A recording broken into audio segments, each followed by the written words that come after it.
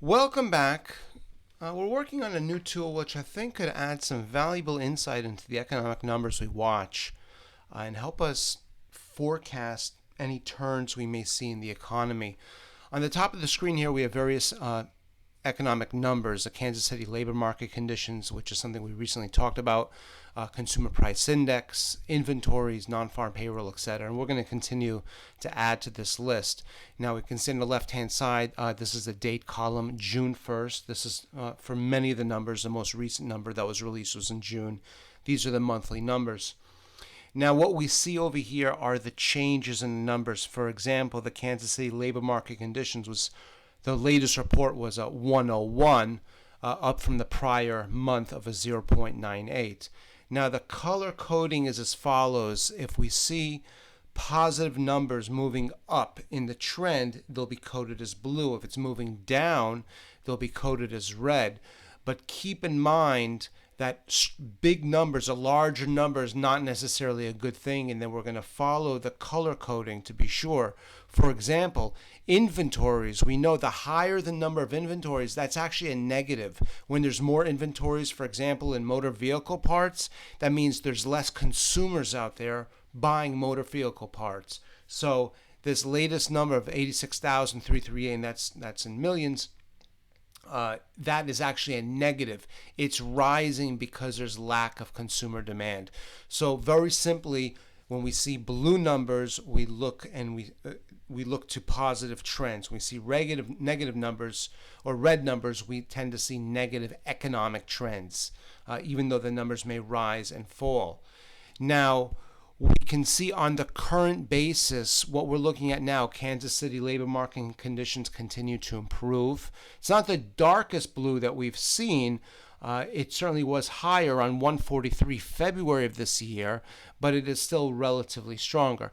Consumer price index, that's the year over year change. That's about a neutral. The food is obviously stronger. Consumer price index energy is on the weaker side. Inventories we see are very dark red, and that indicates that the inventories are high, lack of consumer demand. We scroll to the right and we see, for example, non-farm payrolls in the private sector, in the services and government sector. That's very good. That's dark blue. Non-farm payrolls red.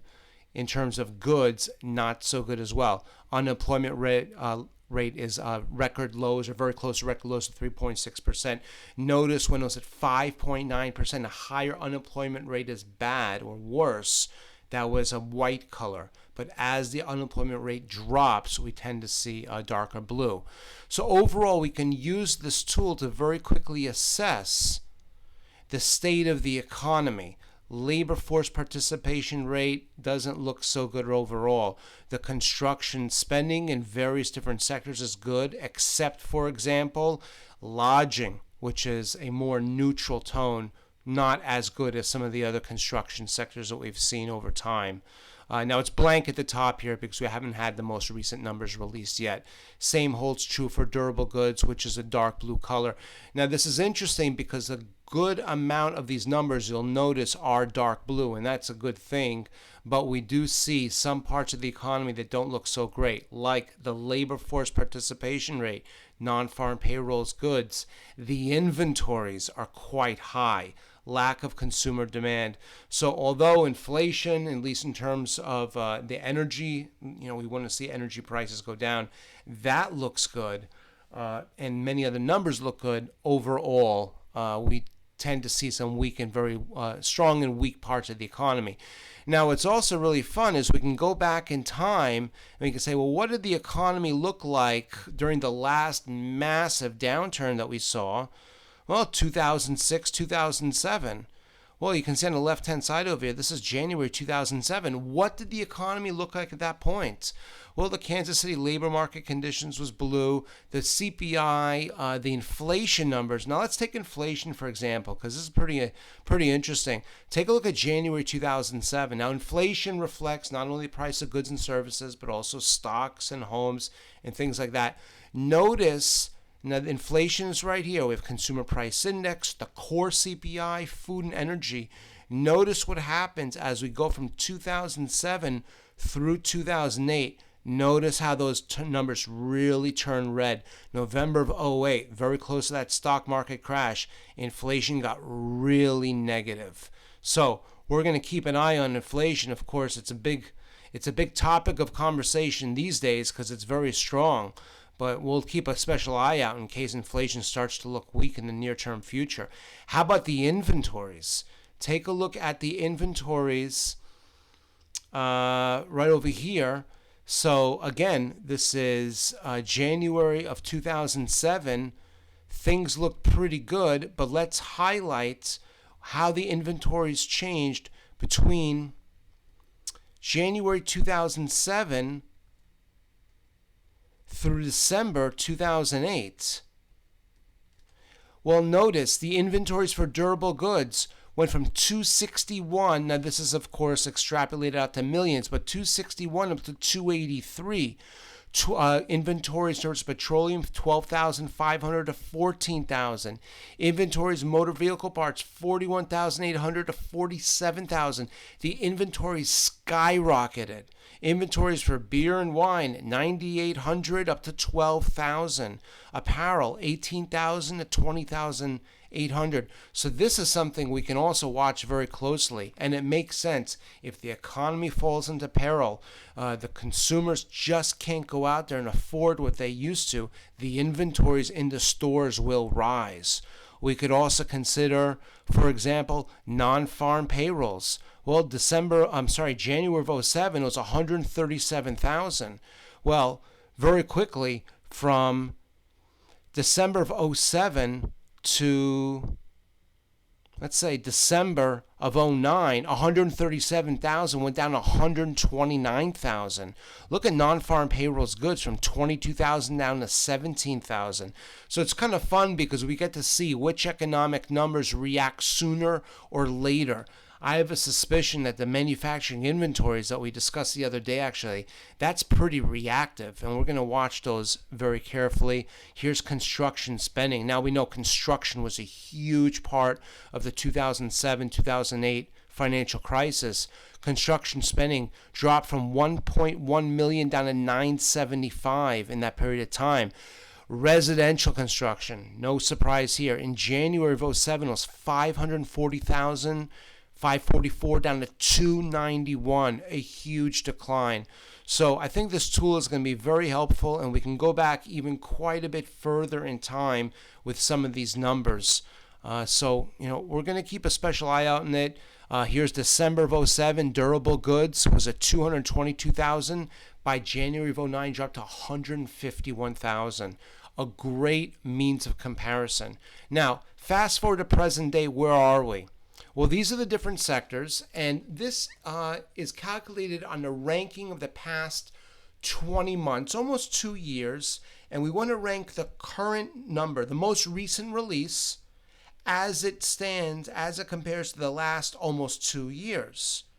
And if it's the best number that we've seen in the past 2 years, it'll have a ranking of 100. If it's the worst, it'll have a ranking of near 0. Well, let's see what numbers were the strongest that they've been in the past 2 years. Durable goods inventories. Well, that's not a good thing. Durable goods are those goods meant to last more than 3 years, like washing machines and computers. Those inventories are basically at the highest level they've been in the past couple of years. Same holds true for motor vehicle parts. Same holds true for inventories in terms of machinery. The inventories are quite high. Now, that's the weak side. The positive side, we have non-farm payrolls, which looks good. Private sector payrolls, goods payrolls. A weaker side of that, well, actually, that's a good thing too. That's the unemployment rate. This shows us the monthly change, and this just shows the change in the ranking. So if we are at a 100% ranking, meaning the best spot we could be in the past 2 years, and it dropped to 95%, it went down 5%. It's just our easy math, an easy way to compare on a month-to-month basis. Well, the biggest decline over the past month has been the unemployment rate, and that's actually a good thing. That went down the most, and that's the biggest sign of improvement. The biggest really weak part is CPI, Consumer Price Index, food on a year-over-year basis. Well, that's actually kind of a good thing too if food prices are getting cheaper. Other areas of decline, inventories in petroleum. Well, that's good. Consumers are buying more petroleum. Inventories on beer and wine. Well, that could be good too. Inventories on apparel. Some of the improvements we've seen, inventories on chemicals. And let's see over here, Kansas City labor market conditions. That's actually a true positive. We want to see those labor market conditions improve. To sum up, overall, a lot of these numbers look quite good right now, I would say with the exception of the inventories. A lot of inventory in stock. For some reason, the consumers just aren't buying and not reacting to the way we would expect given the other numbers, such as construction spending and CPI, non-farm payrolls. There's a little bit of a divergence between the two. Now we see over here, the white line is the S&P 500, and we can just very easily compare the performance of the stock market going back a couple of years to the different numbers. This is CPI year over year. This is a change, and we know the past week or so we had the CPI release, and it showed us the biggest decline in a couple of years. This is this June to last June. We can see here CPI energy. Huge move to the downside. Actually, very much in negative territory. Energy prices are dropping very rapidly. Let's see over here. The unemployment rate, well, this is a good thing. The unemployment rate is also dropping. That's near record lows. Let's see here. The weak part. This is inventories. Oh, well, inventories for beer and wine and other alcoholic beverages, of course, near record highs. Maybe they'll go on sale soon. That might be good news.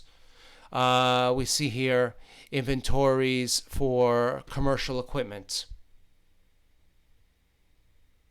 Also near record highs, to be certain. So this is another fun tool that we can use to compare the S&P 500 to our different economic numbers. And we're going to continue to add to this list as time goes by. Here we're taking a look, not a big change here, durable goods also at pretty record highs as well. So again, there's a lot of very similar charts. The biggest shock, I would say, again, is CPI energy. That was a massive decline. Looks like maybe gasoline's getting a little bit cheaper, and I think that coincides with rising inventories for petroleum that we talked about last week as well. So we're going to continue to add to this tool as time goes on, and also discuss any significant changes that come along the way. We hope this has been helpful. We look forward to seeing you back soon.